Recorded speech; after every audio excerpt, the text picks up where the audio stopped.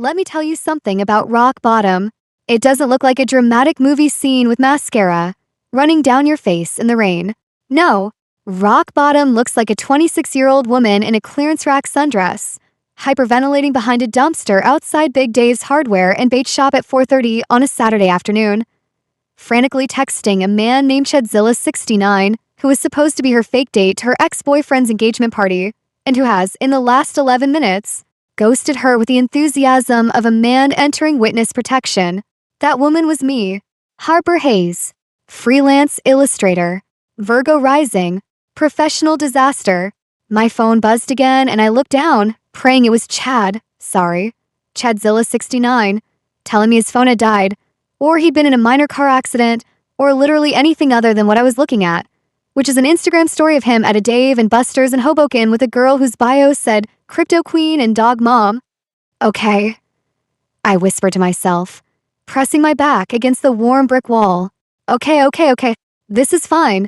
Everything is fine. You are a strong, independent woman who does not need a man to. My phone buzzed again. This time it was my mother. Julian's mother says the Shrimp Tower is gorgeous. Are you bringing someone? Everyone is asking. Aunt Diane says you look puffy in your latest Instagram. Don't wear the yellow dress. Love you, mean it. I was wearing the yellow dress. I shoved the phone into my bag and pressed both hands against my face. Julian Price, my ex-boyfriend of 2 years, the man who had broken up with me via a Google Calendar invite titled Relationship Offboarding Meeting, and who is now 8 months later, getting engaged to a woman named Sloan who worked in luxury wellness consulting, which, as far as I could tell, meant she sold jade eggs to rich people. And I had told everyone, that I was bringing a date. Not just any date. I had, in a moment of truly spectacular poor judgment fueled by 2 margaritas and the most intense desire to appear unbothered in the history of human civilization, told my mother that I was seeing someone incredible. I had told my college friends he was built different. I had told Julian's smug face at that chance coffee shop encounter 3 weeks ago that my new boyfriend was basically a Greek god who worships the ground I walk on.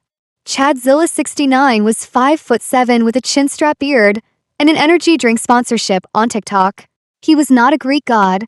He was barely a Greek yogurt. But he'd agreed to do it for free because he wanted content for his channel, and beggars could not be choosers. And now he was at Dave & Buster's. I was going to die. Not metaphorically. I was genuinely going to die of humiliation in a yellow dress behind a bait shop, and Aunt Diane would put she looked puffy on my tombstone. I pushed off the wall and started pacing. The engagement party started at 6. It was at Julian's parents' house in Westchester, which is an hour away if traffic cooperated. And traffic in the city had never once cooperated with me in my entire life. I had approximately 90 minutes to find a man, any man, who was willing to pretend to be obsessed with me for 3 hours. I looked around wildly. Big Dave's was in that weird no-man's land between a strip mall and a dive bar called the Rusty Nail, and the sidewalk offered slim pickings. An old man was asleep on a bench with a newspaper over his face. 2 teenagers were doing skateboard tricks that seemed intentionally designed to result in groin injuries. A pigeon stared at me with the dead, soulless eyes of middle management. And then I saw him. He was coming out of Big Dave's, a paper bag in one massive hand. And I say massive because that was the first thing I noticed. The man's hands were the size of dinner plates. The second thing I noticed was that he was enormous in every other way too. Easily 6'4", maybe more, with shoulders wide enough to have their own zip code. He was wearing a faded red flannel shirt, sleeves rolled up over forearms that looked like they'd been carved from oak, and scuff work boots that had clearly seen actual work. His dark hair was messy in a way that suggested he did not own a mirror or simply didn't care what one had to say. And his jaw was set in a scowl so deep it could have been carved by a glacier. He looked like someone had ordered a lumberjack from a catalog, and the universe had accidentally shipped the deluxe model. He also looked like he wanted to be left completely and utterly alone, which is why what I did next was either the bravest or the stupidest thing I had ever done.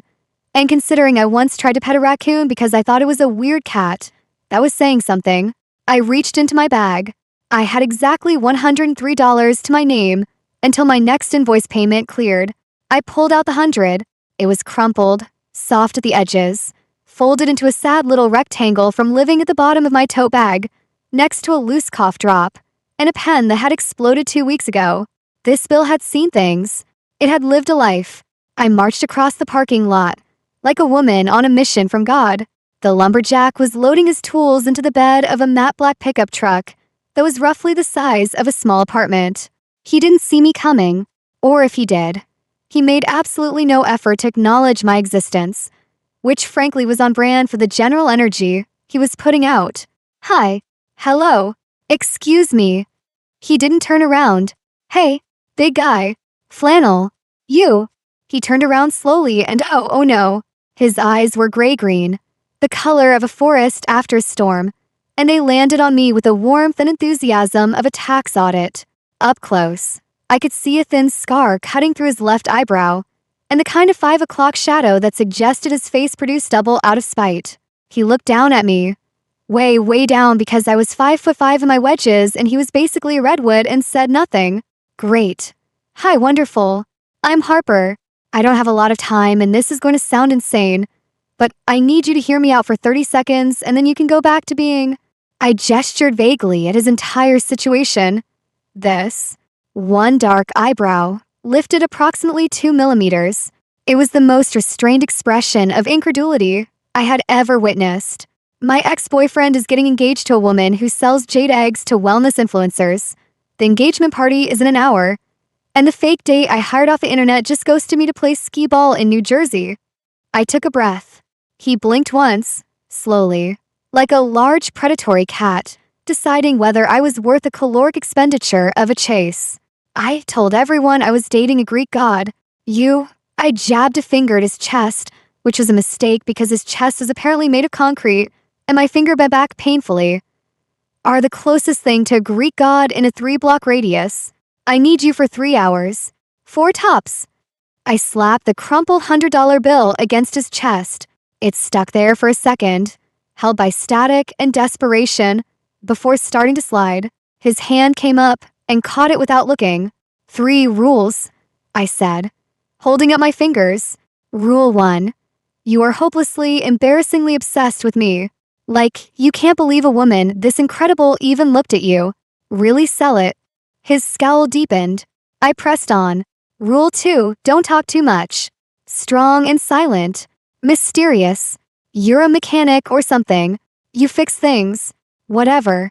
The less you say, the fewer lies we have to keep track of. I could have sworn something flickered behind those storm-colored eyes. Amusement, maybe. Or possibly the urge to commit a minor felony. Rule 3.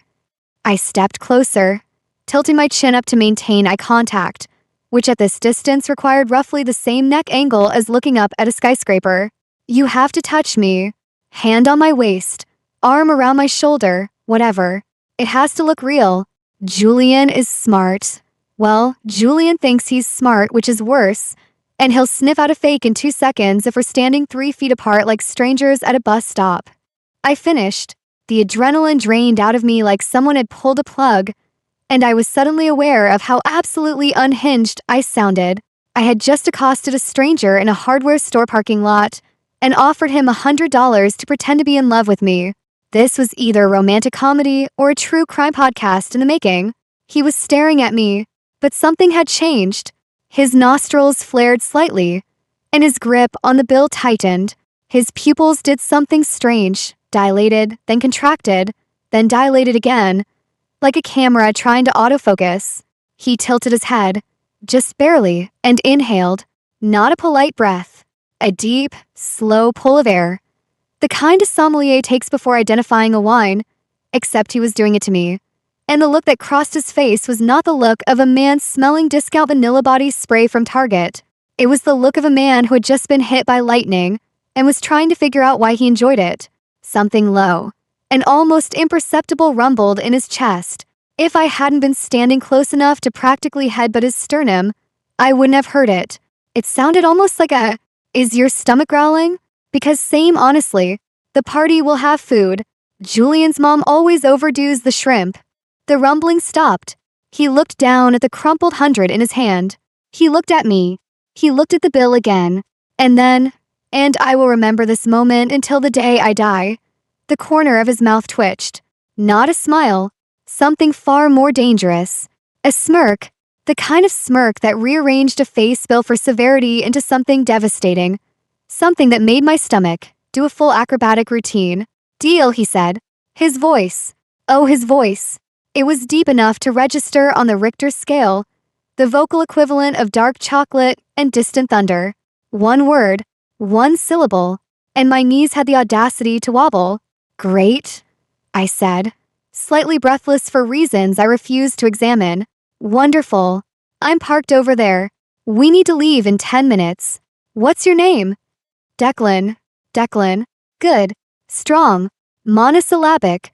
Very on brand for a mechanic. Something shifted behind his eyes again. I'm not a mechanic. Sure, whatever you are. We can workshop your backstory in the car. Can you look less like you want to murder me and more like you want to marry me? He stared at me for a long, unreadable beat. I'll figure it out. He shoved the $100 bill into his back pocket, tossed his bag of tools into the truck, and followed me across the parking lot with the unhurried gait of a man who had never once rushed for anything in his life. I clip-clopped ahead in my wedges, yellow dress swishing, already mentally rehearsing our cover story. I did not notice that he walked directly behind me the entire way, eyes fixed on the back of my head, jaw clenched tight enough to crack a walnut. I did not notice that his hands had curled into fists at his sides, and I absolutely did not notice the way his nostrils kept flaring every time the wind pushed my scent in his direction, like a man trying desperately to keep himself from doing something ancient and irrevocable in a Big Dave's parking lot.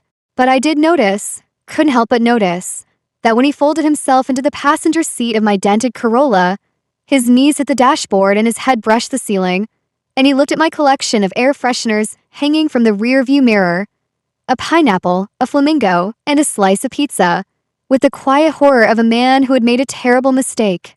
Buckle up, Declan. I drive fast. I'm sure you do, he muttered, and the Corolla groaned under his weight as I peeled out of the lot. The drive to Westchester should have taken an hour. I made it in 43 minutes, which was either a testament to my driving skills or an indictment of them, depending on who you asked. Declan spent the first 15 minutes gripping the oh my god handle above the window, like it was the only thing tethering him to the mortal plane. So, your backstory, I said, weaving between a minivan and a delivery truck. We've been dating for 3 months. We met at a coffee shop. You spilled your drink on my sketchbook and felt so bad you bought me a new one. Cute, right? Relatable. Low stakes. No. No? What do you mean, no? I don't spill things. I glanced over. He was staring straight ahead, jaw set, like he was personally offended by the hypothetical scenario. It's a fake story, Declan. You didn't actually spill anything. Pick something else. Fine. Fine. We met at a dog park. I don't have a dog. Do you have any pets? A very long pause. No. Great. Helpful. Love the energy. Okay, we met at a farmer's market. You were buying, I don't know, artisanal honey. I complimented your flannel. Sparks flew. You asked for my number. You're a man of few words, but your actions speak volumes. You once fixed my kitchen sink, and I fell in love. Can you work with that? He turned his head and looked at me with those gray-green eyes, and for a second the scowl softened into something almost like warmth. Farmer's market works. Oh my god, was that agreement? Are we bonding? This is huge. Don't push it. I grinned. He looked away, but not before I caught the twitch at the corner of his mouth again. That devastating almost smirk. We pulled up to the Price family estate at 5:48 p.m., and I used the word estate because that's what it was. A sprawling colonial mansion with white columns, a circular driveway, and landscaping that costs more per month than my rent. Luxury cars lined the drive. Women in cocktail dresses drifted across the manicured lawn like pastel-colored ghosts. I could hear a string quartet. A string quartet. Julian had proposed to Sloane 3 weeks ago, and already there was a string quartet. I put the car in park and turned to Declan. In the fading golden light, his face was all sharp angles and shadow, and I was hit by the deeply inconvenient realization that my $100 fake date was, objectively, the most attractive human being I had ever seen in real life. It was almost aggressive, how handsome he was. Like his face was committing an act of violence against my ability to think clearly. Okay, I said. Remember the rules. Obsessed with me. Don't talk too much. Touch me. He unfolded himself from my Corolla, and I watched in real time as every person in the driveway turned to stare. He stood to his full height, rolled his shoulders, which strained the flannel in a way that should have been classified as a public disturbance, and then walked around to my side of the car and opened my door. Opened my door. No man had ever opened my door. Chadzilla69 once made me pay for my own Uber to our first date. I stared up at Declan from the driver's seat, momentarily stunned. He extended his hand. It swallowed mine whole when I took it. He pulled me to my feet with absolutely no effort, like I weighed as much as a throw pillow. And then he did something I was not prepared for. He placed his hand on the small of my back. Not tentatively, not awkwardly. He put his hand on my lower back like it belonged there, like his palm had been specifically engineered to fit that exact curve of my spine. And the warmth of it radiated through the thin fabric of my sundress and short-circuited something fundamental in my nervous system. Showtime, he murmured, close enough to my ear that I felt the vibration in my teeth. We walked toward the party. Or rather, I walked, and Declan prowled. There was no other word for it. He moved with a fluid, predatory grace of something that did not belong at a suburban engagement party, and people parted for him without thinking about it. The way a crowd instinctively makes room for something large and potentially dangerous. Julian spotted us first. My ex was standing by the champagne table in a slim-cut navy suit, one hand wrapped around a flute, the other resting on the lower back of a tall, willowy brunette with cheekbones that could cut glass. Sloane, the jade egg queen herself. Julian was 5'10" on a good day, and had the build of a man whose primary form of exercise was aggressive networking. He was handsome in a forgettable, stock photo kind of way. Good hair, decent jaw, the kind of face you'd see on a pamphlet for elective dental procedures. He looked at Declan. Then he looked up at Declan. Then he looked further up at Declan. His champagne flute wavered. Harper. Julian's voice had that specific pitch of forced enthusiasm that meant he was deeply, deeply rattled. You made it, and you brought. Declan, I said, smiling so hard my cheeks ached. My boyfriend. Declan said nothing. He simply looked at Julian the way one might look at a parking ticket. Mild annoyance tempered by the understanding that it was ultimately insignificant. Declan, Julian repeated, extending his hand. Great to meet you, man. I'm Julian. Harper's. I know who you are. Declan's voice rolled through the conversation like a slow-moving thunderstorm.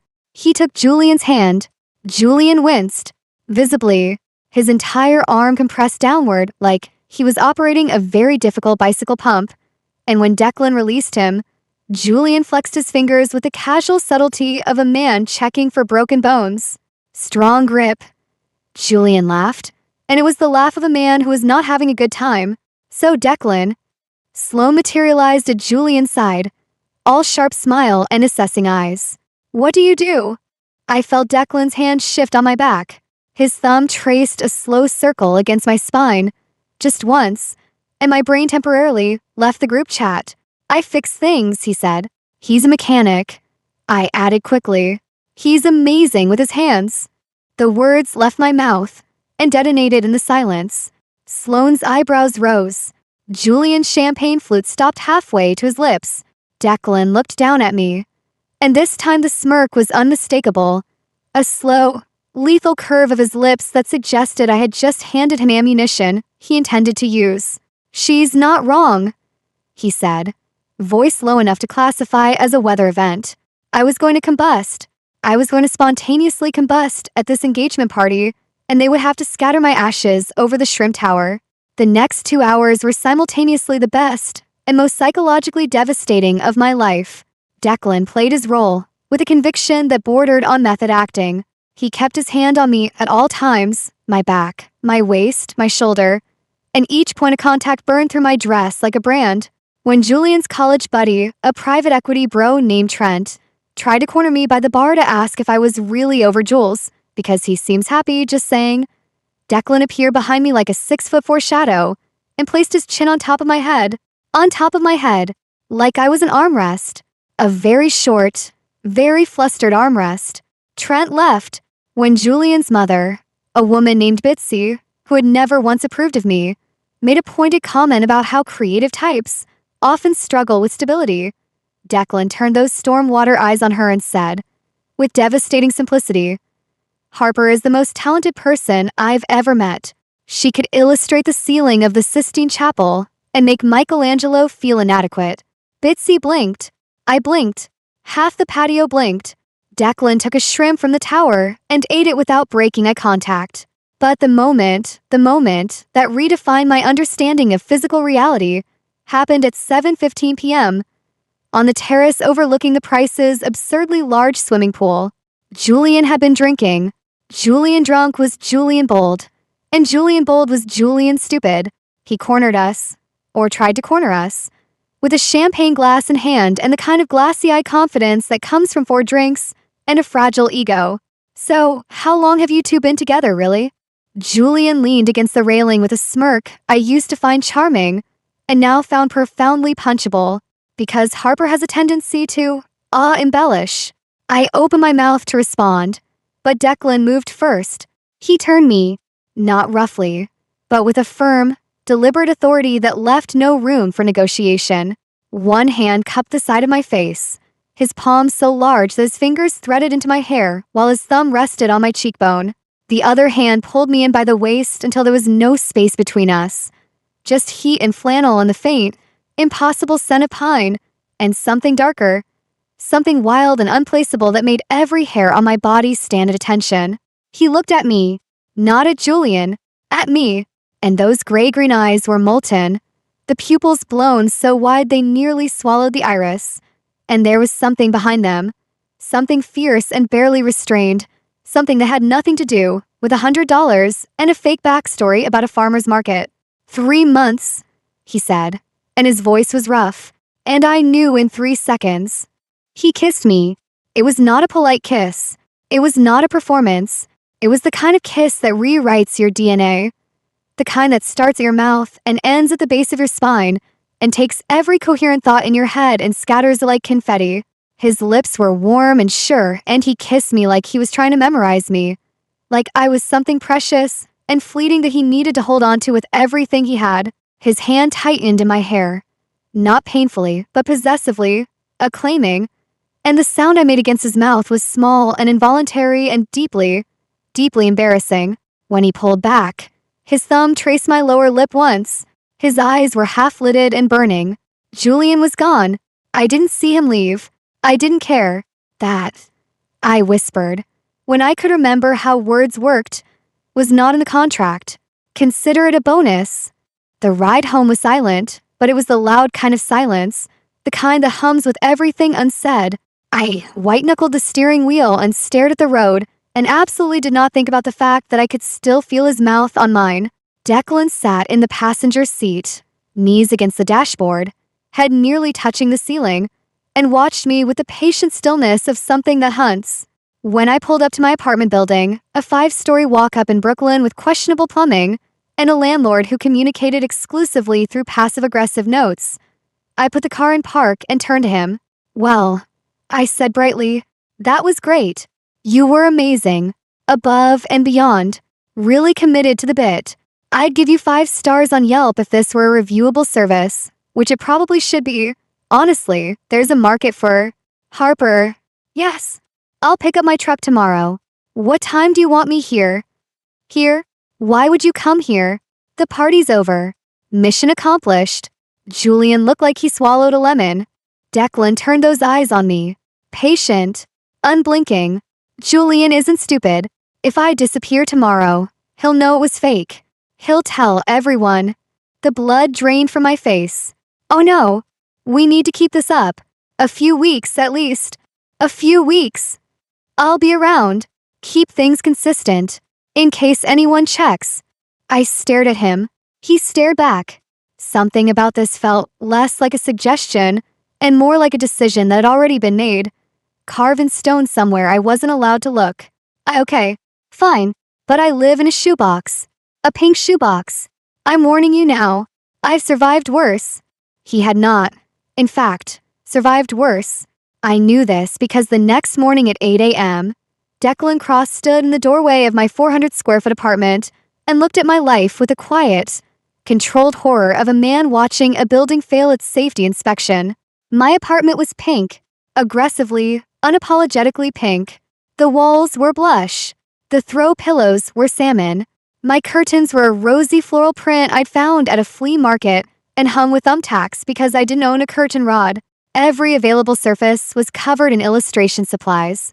Markers, brushes, ink bottles, crumpled sketches, and at least 3 mugs of old tea in various stages of developing sentient life. My desk was a folding table. My ergonomic chair was a $40 mesh contraption from Amazon that I had assembled myself using only vibes, and a butter knife because I'd lost the Allen wrench. Declan looked at the chair. He looked at me. He looked back at the chair. "Sit anywhere," I said cheerfully, sweeping a pile of sketches off the love seat. He did not sit on the love seat. He sat on the chair. The chair held for approximately 4 seconds. In those 4 seconds, it made a series of sounds like a ship breaking apart on rocks, a creak, a groan, a series of pops that sounded almost biological, and then it collapsed beneath him with a catastrophic crack that sent him exactly 6 inches closer to the floor. Surrounded by mesh and broken plastic, he sat there, in the ruins of my chair, massive legs folded at sharp angles, scowled deeper than I'd ever seen it, and said, with the dignity of a fallen king, "I'll replace it." That was my only chair. I said I'll replace it. He replaced it. He replaced it with a chair that arrived the next day via a delivery service I did not recognize, in a box that required 2 men to carry, and which turned out to be a $2,000 Herman Miller executive office chair in matte black. It looked like a spaceship had landed in my pink apartment. It was the most comfortable thing I had ever sat in. When I asked him how a mechanic could afford a $2,000 chair, he said, "I'm good at my job," and then changed the subject by opening my refrigerator and staring into it like it had personally wronged him. "There's no food in here." "There's food." "There's." I peered around him. "Okay, there's pickles. And yogurt. And I think that's hummus, but it might be old guacamole. Honestly, it's a surprise either way. This is not food. This is a cry for help." That evening, he cooked. I don't mean he heated something up. I mean he went to a butcher, like this was 1953, and he was a provider of meats, and came back with steaks the size of my head. He commandeered my tiny kitchen with the authority of a general taking a command post. He moved my collection of novelty mugs with the careful disdain of a man disarming landmines. He found a cast iron skillet I didn't know I owned, seasoned it with something that made the entire apartment smell like rosemary and butter in heaven, and produced 2 perfect steaks with roasted vegetables on the side. I sat cross-legged on my love seat, watching a man who was too large for my kitchen cook me the best meal I'd had in months, and I thought, this is the weirdest Tuesday of my life. "You cook like this all the time?" I asked through a mouthful of steak that was so tender it was practically a religious experience. "Yes." "For yourself?" "Usually." He was leaning against my counter, eating his own steak with his hands, which should have been barbaric, but was somehow the most natural thing I'd ever seen. "You need to eat more." "I eat plenty." "You eat like a bird." "Birds eat half their body weight daily, actually.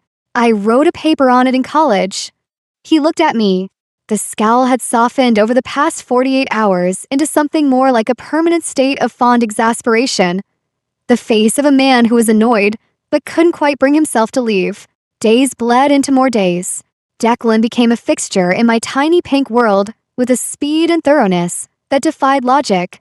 He showed up every morning at 8, sometimes with coffee, always with that gravitational scowl.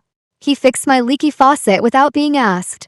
He replaced the light bulb in my hallway that I'd been navigating around in the dark for 2 months. He sat on the Herman Miller chair and watched me illustrate for hours, saying nothing, his presence a warm, solid weight in my peripheral vision that I became addicted to faster than I'd ever care to admit. He was strange, though. Wonderfully, inexplicably strange. He could hear things I couldn't. My neighbor's cat 3 floors down. The mailman approaching from the end of the block. He ate like a man fueling a furnace, consuming enough protein to sustain a small village. He had an almost allergic reaction to the scented candles I burned constantly, sneezing once with such force that he knocked a jar of paintbrushes off my desk. And sometimes, late at night when he thought I was asleep on the love seat where I dozed off over my sketchbook, I could hear him talking on the phone in a voice I didn't recognize. Low, commanding, nothing like the laconic mechanic he presented to me. Words like perimeter and sovereign territory, and tell the Western Pacs I don't negotiate twice. I wrote it off as a really intense fantasy football league. What I could not write off, what kept me up at night and invaded every sketch I drew, and haunted me like a gorgeous, flannel-wearing ghost, was the way he looked at me. Because Declan Cross did not look at me the way a man doing a favor for $100 looks at someone.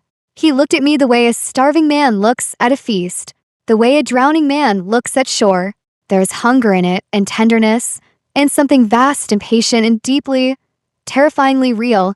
And every time I caught his eye across my tiny apartment, me at my folding table with ink on my fingers, him on the love seat with a book he'd brought from home, something sparked in the air between us, something electric and undeniable that made the apartment feel even smaller.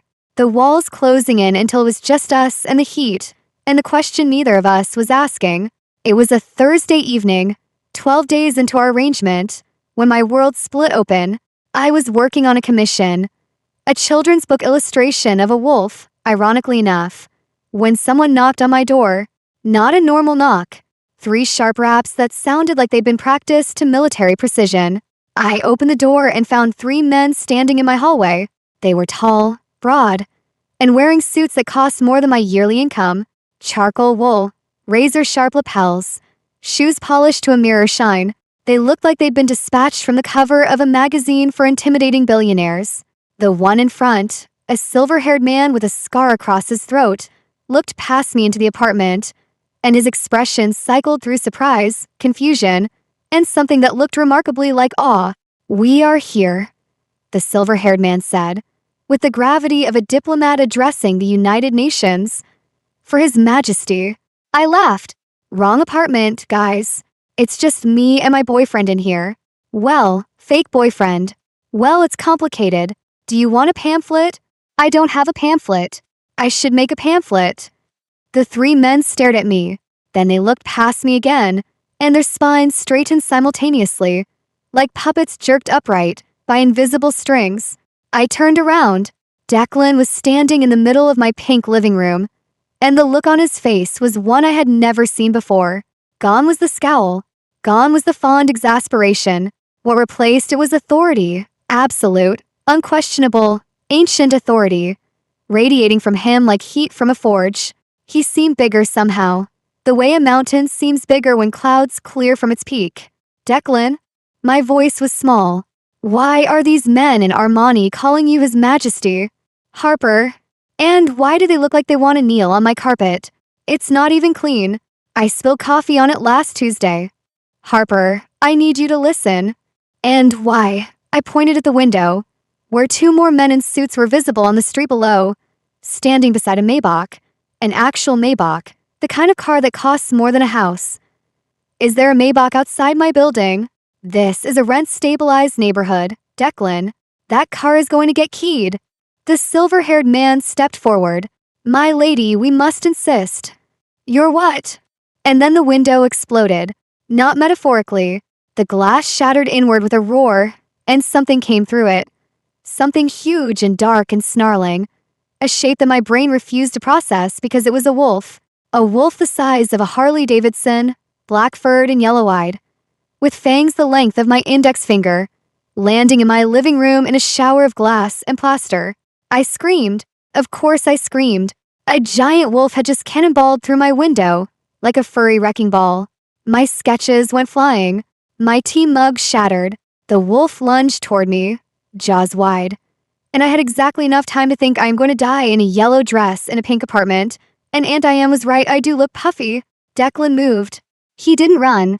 He flowed. One moment he was across the room, and the next he was between me and the wolf. And then he wasn't Declan anymore.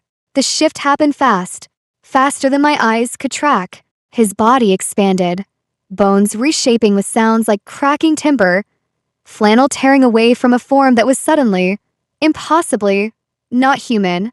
Where Declan had stood, there was now a wolf. But calling it a wolf felt like calling the ocean a puddle. He was massive, bigger than the attacker, bigger than anything had a right to be. With silver gray fur that caught the light like burnished steel and eyes that burned gold, pure molten gold, ancient and furious and fixed on the black wolf, with a promise of absolute violence. He hit the attacker like a freight train.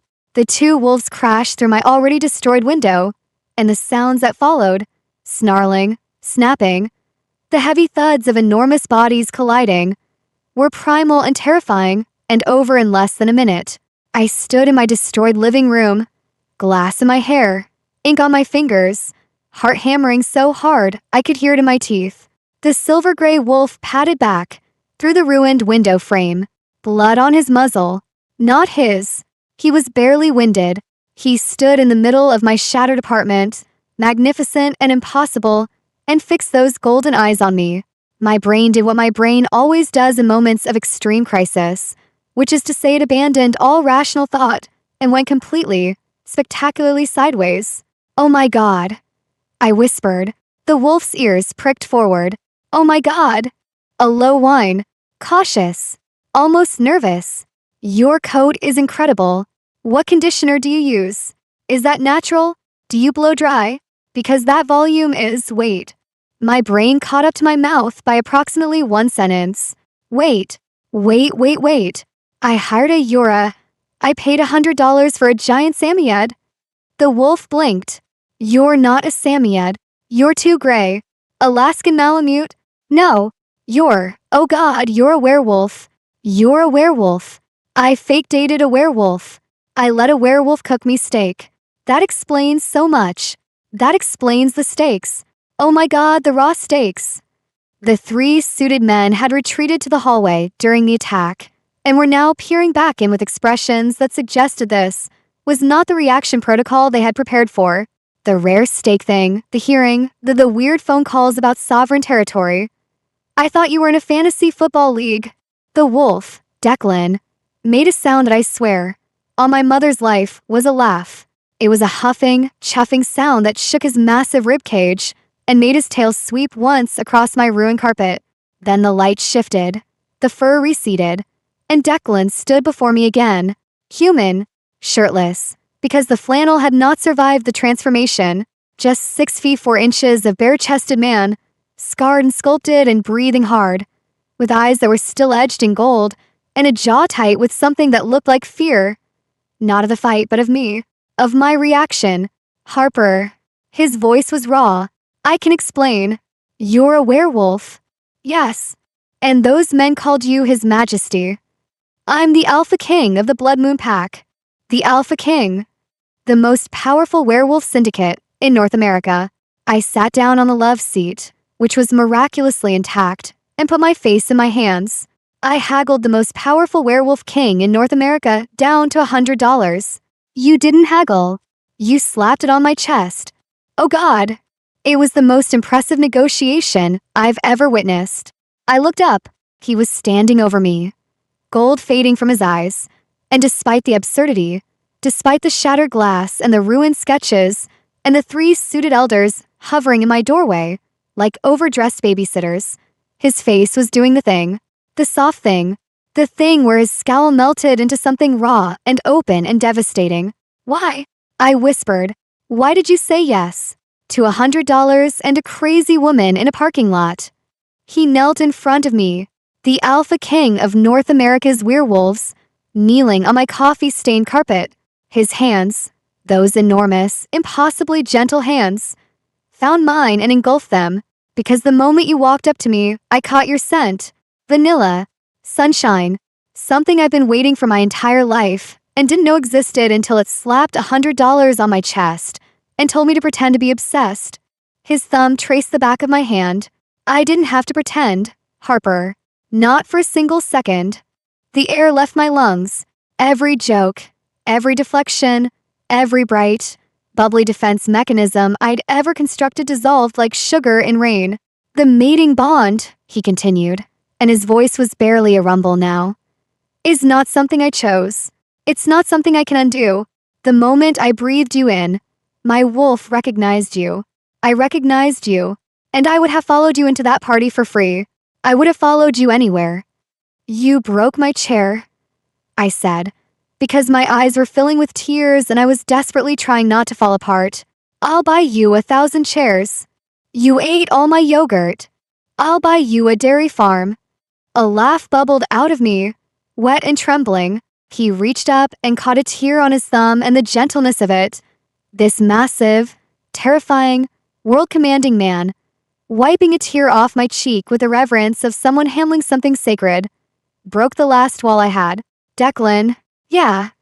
The fake dating thing. I don't want it to be fake anymore. Something ignited in his eyes.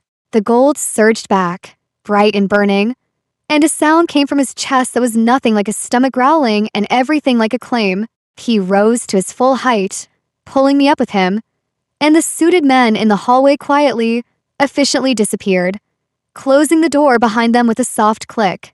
And then I was against the wall, not roughly, never roughly, but with an inevitability that left no room for air between us. His body was a wall of heat against mine, his hands braced on either side of my head, caging me in warmth and pine and that wild, untamed scent that I now understood was wolf. Say it again. He breathed against my mouth. I don't want it to be fake. Again. I want you, the real you, the werewolf king who cooks me steak and breaks my furniture and looks at me like. He kissed me. If the kiss at Julian's party had rewritten my DNA, this one rebuilt me from the ground up. This was not performance. This was confession. His mouth claimed mine with a desperation that shook through both of us, and his hands moved, one into my hair, fisting gently, tilting my head back, and the other wrapping around my waist, lifting me like I weighed nothing until my legs wrapped around him on instinct. He growled against my lips, a real growl, deep and resonant and vibrating through my ribcage, and I felt his teeth graze my lower lip. Not human teeth, something sharper, something that sent a thrill of electricity down my spine instead of fear. The $100, he murmured against my mouth, rented my body. He kissed the corner of my jaw, my ear, the pulse point on my throat, where he lingered, breathing deep, and I felt his entire body shudder. But you own my soul, Harper. You've owned it since the parking lot. That's way above market rate for a fake date. I whispered and he laughed, a real laugh, full and warm and rumbling, the first one I'd heard from him, and it was the most beautiful sound in the world.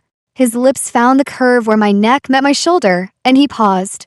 I felt the question in his stillness, the restraint, the reverence, the coiled tension of a man holding back a tide. The mating mark, he said, and his voice was wrecked, barely human. If I bite you here, you're mine, permanently, irrevocably. No takebacks, no offboarding meetings, no. Did you just reference Julian's breakup calendar invite? I'm trying to have a moment, Harper. Sorry. Continue. Permanently, irrevocably, yes. You need to be sure. I took his face in both my hands. This ridiculous, magnificent, scowling, steak-cooking, chair-breaking werewolf king's face. I looked into those gray-green eyes with their halos of gold, and I said, with more certainty than I had ever felt about anything in my chaotic, disaster magnet life, Declan Cross. I have never been more sure of anything. I would pay another $100 for this. I would pay $200. Big spender, he murmured, and then his teeth found the mark. The bite was sharp and sweet and electric, a bloom of heat that radiated from the point of contact through my entire body, golden and consuming, connecting us in a way that transcended skin and bone. I felt him, not just against me, but in me, his heartbeat syncing with mine, his breath becoming my breath, a bond clicking into place with the rightness of a key turning in a lock that had been waiting, always waiting, for exactly this. He held me through it, his arms a fortress, his forehead pressed to mine, and when the golden warmth settled into something steady and permanent, like embers banked in a hearth, he pulled back just enough to look at me. His eyes were fully gold now, no gray-green left, and they were wet. The Alpha King of the Blood Moon Pack had tears in his eyes. If you tell anyone I cried, he said, voice like gravel wrapped in velvet, I will deny it under oath. Your secret's safe with me. I touched the mark on my neck. It was warm, tingling, and I could feel it like a second pulse. Steady, alive, tethered to the man holding me against the wall like I was the only thing keeping him anchored to the earth. What does it look like? Like a crescent moon. Silver. Oh, that's actually really pretty. I was worried it would look like a dog bite. Can I get a mirror? Actually, don't put me down. I've decided I live here now. Against this wall. With you. This is my new apartment. He pressed his face into the curve of my neck, right against the mark, and inhaled so deeply that his entire chest expanded against mine. The sound he made was somewhere between a groan and a purr, a resonant vibration that I felt in my teeth, and his arms tightened around me with a possessiveness that should have been alarming and was instead the safest I had ever felt in my life. You need to sleep, he murmured against my skin. I need to process the fact that werewolves are real and I'm apparently mated to their king, and also my apartment has no window now. There's a breeze, Declan. A significant breeze. I'll fix the window. You'll fix the. It's 11 o'clock at night. I'll make a call. He made a call. I don't know who he called or what interdimensional contractor hotline exists for werewolf royalty. But within 45 minutes, 2 men arrived with a pane of glass, installed it with silent efficiency, swept up every shard from my carpet, nodded once to Declan with the deference of soldiers reporting to a general, and left. I stood in my pajamas, an oversized t-shirt with a cartoon cat on it that said, "I'm perfect," and watched this happen with the glazed expression of a woman whose reality had been picked up, shaken vigorously, and set back down facing a different direction. Declan? Yeah. He was standing by the new window, arms crossed, inspecting the seal with the critical eye of a man for whom structural integrity was a personal value. Are you a billionaire? A pause. Not a guilty pause. More the pause of a man deciding how much truth to deploy at once. Define billionaire. A person who has $1 billion. Then yes. Oh cool. Cool. And you let me pay you $100. You let me hand you a crumpled, ink-stained $100 bill that had been living next to an exploded pen in the bottom of my tote bag. And you, a billionaire, put it in your back pocket. I did. Why? He turned from the window. The gold had faded from his eyes, settling back into that deep gray green. But something luminous remained, a warmth that hadn't been there before, like a pilot light that would never go out. Because a gorgeous woman in a yellow dress marched up to me like I was a problem she was going to solve, slapped money on my chest, and told me to pretend to be obsessed with her. It was the most interesting thing that had happened to me in 200 years. My brain snagged on that like a sweater on a nail. 200, how old are you? 237. You look maybe 32. Good genetics. You're a bicentennial werewolf king. That's not genetics, that's a cheat code. I spent $40 on eye cream last month, Declan. $40. And you're over here being 2 centuries old with the skin of a 30-year-old and the audacity of a man who has never once worried about crow's feet. He crossed the room in 3 strides, which is all it took, because my apartment was the size of a postage stamp, and picked me up. Just scooped me off the floor like a forklift collecting a very indignant package. I yelped. He carried me to the love seat, sat down with me in his lap, and pulled a blanket over both of us. Sleep, he said. I have follow-up questions. They'll keep. How many werewolves are there? Do you all have packs? Is there a werewolf government? Do you pay taxes? Oh my God, do you have a werewolf IRS? Sleep, Harper. Is the moon thing real? Do you howl? Have you ever chased a mailman? I need to know if you've chased a mailman. His hand came up and covered my eyes, gently, the way you calm a small, overexcited animal. I have never chased a mailman. That sounds like something a mailman chaser would say. Good night, Harper. His chest was warm and solid beneath my cheek, rising and falling with a rhythm that was slower than a human heartbeat, deep and steady, like a drum keeping time for something vast and ancient. The mating mark pulsed softly on my neck, warm and content, and despite every neuron in my brain screaming that I should be panicking, I was asleep within minutes. I dreamed of running through a silver forest on 4 legs, and it felt like coming home. The The next 3 weeks were, without exaggeration, the most surreal period of my 26 years on this planet. And I once accidentally walked into a stranger's apartment, ate their leftover pizza, watched half an episode of their Netflix show, and didn't realize it wasn't my place until their actual roommate came home. Declan didn't move in so much as he absorbed my living space into his orbit. His presence expanded to fill every corner like a gas. If a gas could cook restaurant-quality meals and had opinions about throw pillow placement, he brought in a new couch, a massive, deep-cushioned sectional in charcoal gray that somehow didn't clash with my pink walls and was so comfortable that I suspected it had been handcrafted by angels with ergonomic degrees.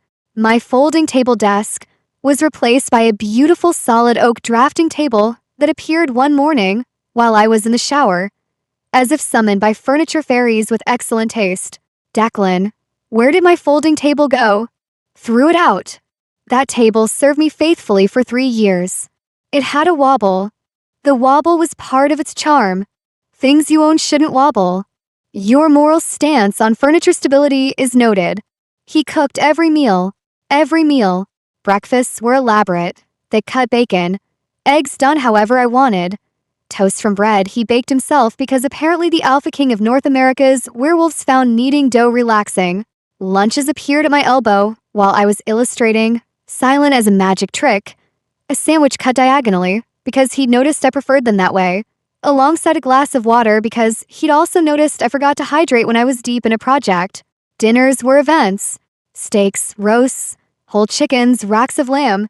The man cooked like he was feeding an army, which, I suppose, he technically was used to doing. He also, and I cannot stress this enough, ate approximately 6,000 calories a day. I watched him put away an entire rotisserie chicken, bones and all. He ate the bones, and when I pointed this out with what I felt was a reasonable amount of alarm, he said calcium like that explained anything, followed by a salad the size of a small child and 3 sweet potatoes. Where does it go? I asked, genuinely mystified, watching him wash dishes with the domestic efficiency of a man who had been running military operations for 2 centuries. You should weigh 900 pounds. You should be spherical. High metabolism. That's what every werewolf king says. He turned from the sink, dish towel over one shoulder, a sight that had no business being as attractive as it was, and gave me the look that had evolved over 3 weeks from a flat scowl to something warm and exasperated, and so full of affection that it made my chest ache. Are you going to question everything about my biology? Until I run out of questions, yes. I have a list. It's categorized. Of course it is. The elders visited twice more, always in their impeccable suits, always treating my apartment like a throne room.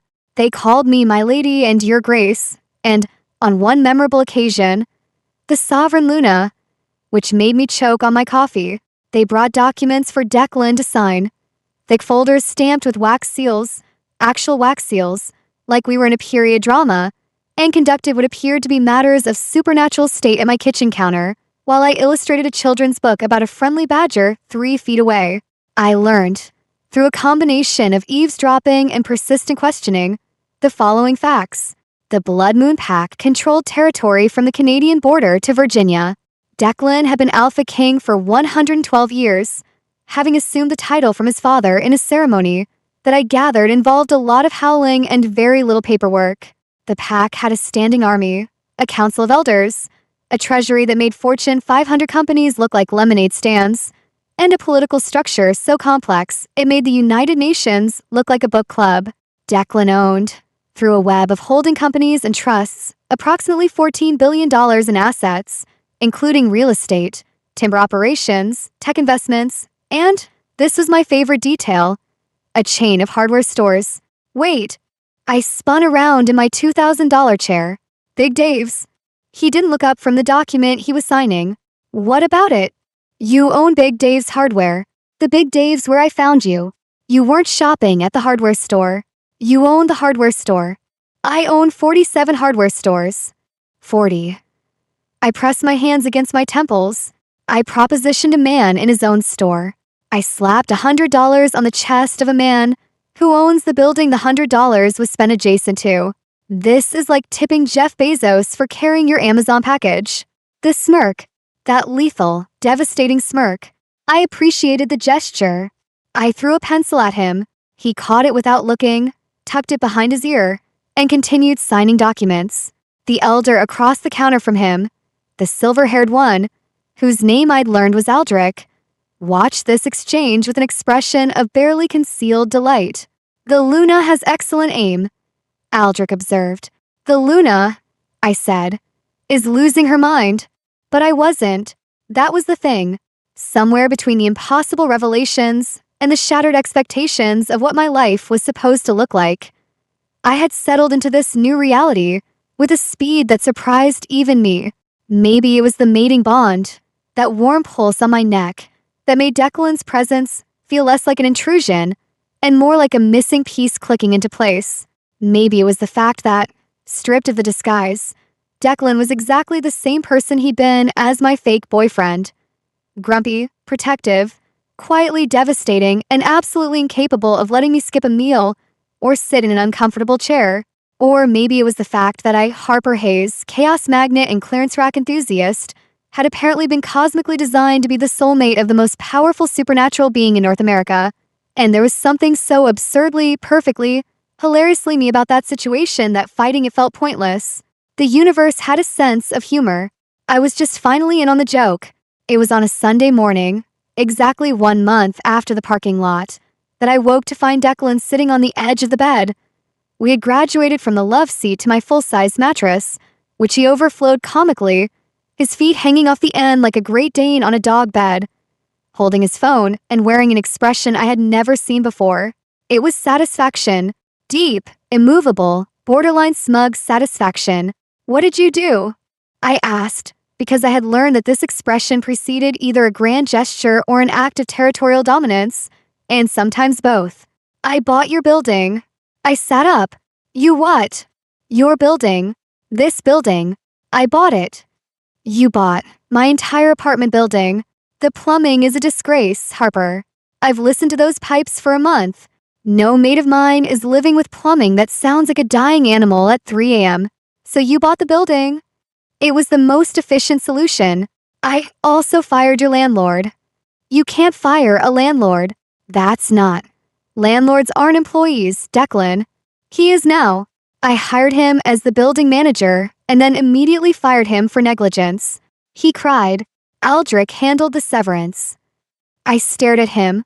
He stared back, totally unapologetic, the most powerful werewolf in North America, sitting on my too-small bed in gray sweatpants and no shirt, casually informing me that he had purchased an entire piece of Brooklyn real estate because my pipes made an annoying noise. "You're insane," I said. "I'm thorough." "What are you going to do with an apartment building?" "Fix the plumbing. Renovate the units. The penthouse will be ours. I'm having the top 2 floors combined. I've already spoken to an architect. You'll have a studio with north-facing windows for your illustrations. And a proper kitchen." "A studio," I repeated faintly, "with storage for your supplies. Climate-controlled.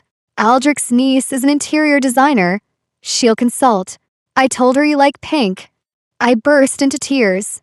Not delicate, cinematic tears. Full body, ugly crying. Hiccuping sobs that made Declan look like a man who had accidentally detonated a bomb and was unsure which wire to cut to stop the explosion. Are you? Should I not have bought the building? No, you ridiculous, beautiful, infuriating man." I crawled across the bed and threw myself at him. He caught me. He always caught me and pulled me into his lap.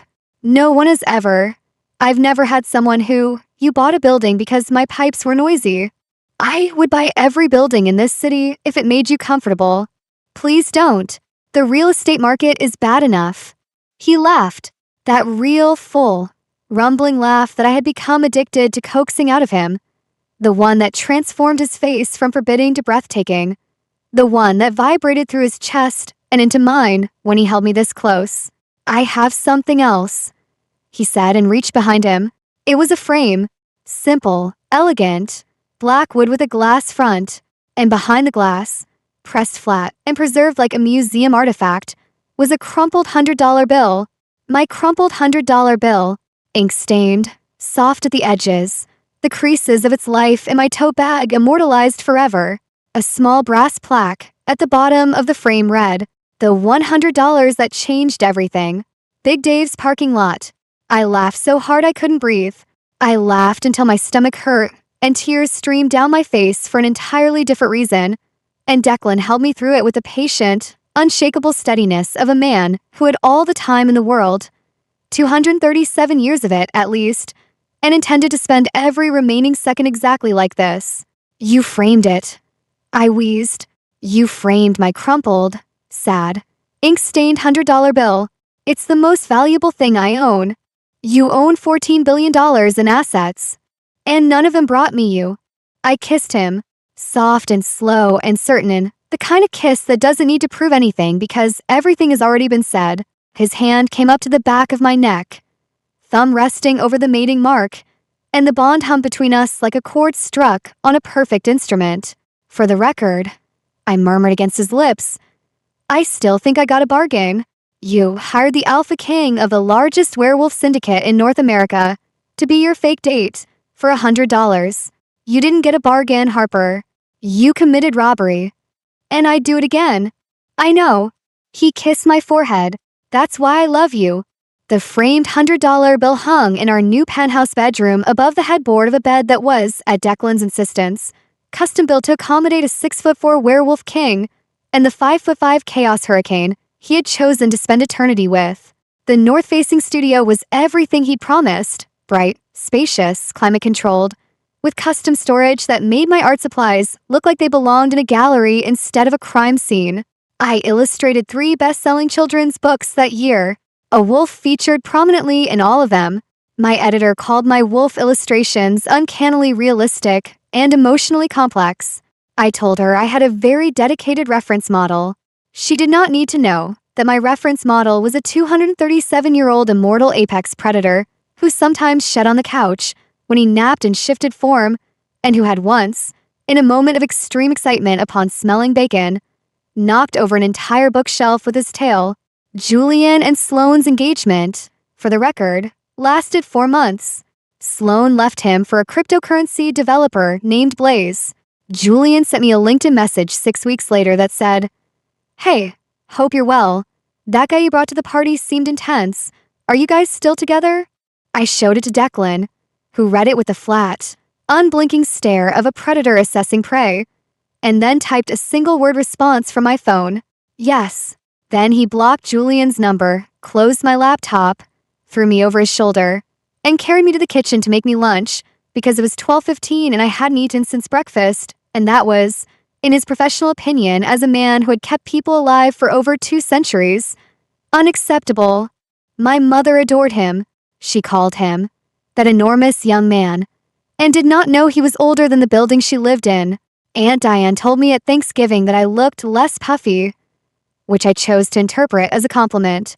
My college friends called him the Greek god to his face, and Declan endured it with the stoic tolerance of a man who has survived wars and famines, and somehow found a brunch with 6 mimosa-fueled women in their 20s to be the most harrowing experience of his immortal life.